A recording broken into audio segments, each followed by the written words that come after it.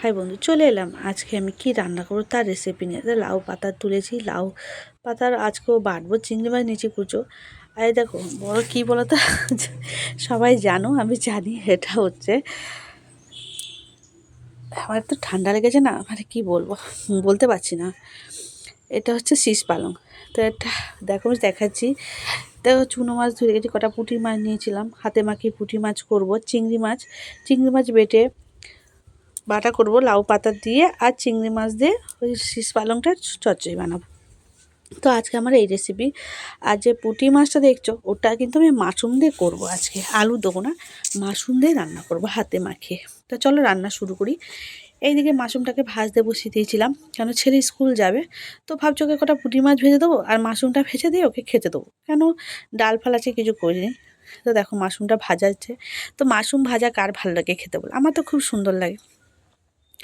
তো যেহেতু শরীরটাও ভালো না, তো রান্না করছিলাম, যেহেতু সেও ডিউটি যাবে, করতে হবে। লাউ পাতাটা দিলাম চাপিয়ে, কারণ এটা ভাজা হয়ে গেছিলো মাশরুমটা। তো লাউ পাতাটাকে ভেজে নিচ্ছি। দেখো লাউ পাতাতে জল বেরোয়, তো ঢাকা দিয়েছিলাম। একটু নুন দিয়ে, সামান্য, বেশি নুন দেবে না, কারণ বাটা খাবে তো, তার মধ্যে ওই মশলাগুলো তো থাকবে, কিছুটা নুন তাই জন্য কম দেবে। দেখো এরকম পুরো, দেখো কতটা লাউ পাতা কইটুখানি হয়ে গেছে, বুঝতে পারছি। এইরকম লাউ পাতাটাকে ভেজে নেবে, যাতে একদম জল না থাকে, তাহলে বাটলে না জল বেরোবে, নাহলে থাকবে। এই দেখো শীষ পালং কাটছি, তা বুঝতে পারছি, এক হাতে কাটছি এক হাতে রান্না করছি। এই দেখো তার জন্য বাটার জন্য কি কি মশলা দিয়েছি, কালো কালো জিরে, কাঁচা লঙ্কা, একটা শুকনো লঙ্কা, 2 কোয়া রসুন, একটু পেঁয়াজ, একটু চিংড়ি মাছ দিয়ে এটাকে ভেজে নেড়ে নামিয়ে রাখবো। কিছুক্ষণ ঠান্ডা হওয়ার পরে শিলে বেটে নেবো। যার মিক্সার আছে সে মিক্সার বাটবে, যার শিল আছে তা শিলে বাটবে। কারণ দেখো আমি তো সব কিছু দেখাতে পারি না, এক হাতে মোবাইল ধরি, এক হাতে রান্না করি, এক হাতে তোমাদের ভিডিও করে দেখাই। দেখো এইসব হয়ে গেছে।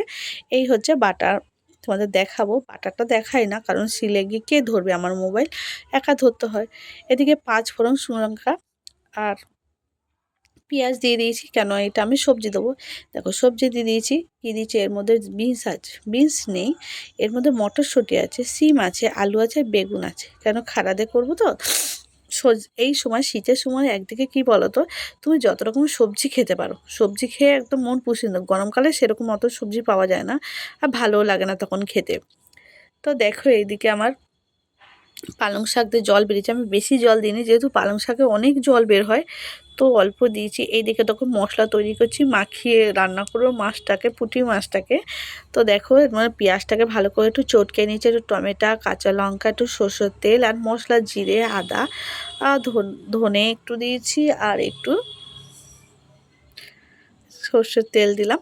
দেখো বেটে এগুলো মশলাটা করে রেখেছিলাম, তার সঙ্গে মশলাগুলোকে ভালো করে মাখিয়ে নিয়েছি। ওইদিকে পুঁটি মাছটাকে মাখানো ছিল, নুন হল, সেটাকেও দিয়ে দিলাম। দেখো দিয়ে দিয়েছি। আর এই যে মাশরুম ভেজে রেখেছিলাম, কেন কাঁচা মাশরুম দিলে কেমন লাগে না, ভেজে দিলে সেটা বেশি টেস্ট লাগে।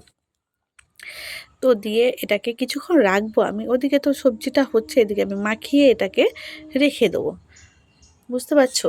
হাতে মাখিয়ে আমি এরকমই চুনো মাছ রান্না করি। শীতকালে তো খুবই চুনো মাছ ভালো লাগে, বেশি চুনো মাছটা নিই নি, কারণ কালকে বৃহস্পতিবার, কালকে আমাদের নিরামিষ, রাখবো না আমি। আর আমি সত্যি কথা বলতে ওই 2-3 দিন রেখে সেই সব জিনিস আমার খাওয়া একদম পছন্দ হয় না।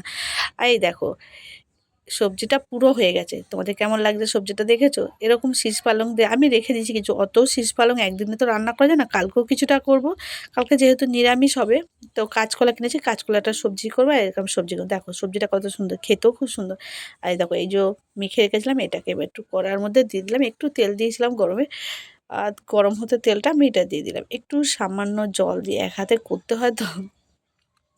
তো চারপাশে উনুনের অবস্থা দেখছো, গুঁড়ো কাঠ দিয়ে রান্না করি না, উনুনের অবস্থাটা এরকমই হয়। আর জ্বলছে কীরকম দেখেছো উনুনটা, খুব সুন্দর জল, একবার যদি ধরে যায় না খুব সুন্দর। একটু সামান্য জল দিয়ে আমি এটাকে চাপা দিয়ে দেবো, আর আমি জ্বালন দিইনি, ওই গুঁড়া উনুনে যে আগুন আছে সেটাই হবে। দেখো চাপা দেওয়ার পরে কত সুন্দর হয়েছে, দেখেছো তো এরকম। আর আমি না গাছ থেকে ধনেপাতা তুলে এনে দিয়েছি, তোমাদের সেটা পুরো দেখায়নি, নলে না অনেক বড় লং ভিডিও হয়ে যাবে। তো বলো আমার রান্নাগুলো তোমাদের কেমন লাগে। দেখো বেটে রেখে দিচ্ছি, একদম গরম ভাতের সঙ্গে খেতে খুব সুন্দর লাগে। এই যে সবজি হয়ে গেছে, এই বাটা দিয়েই তোমার ভাত খাওয়া যাবে, আর কিছু লাগবে না। আর এইটা যে হচ্ছে, এইটাতে তো আরও সুন্দর লাগবে। যে কোনো চুনো মাছ দিয়ে তুমি এরকমভাবে রান্না করতে পারো বন্ধু, খুবই সুন্দর হয়। তো বুঝতে পারছো কেমন রান্না হলো বলো।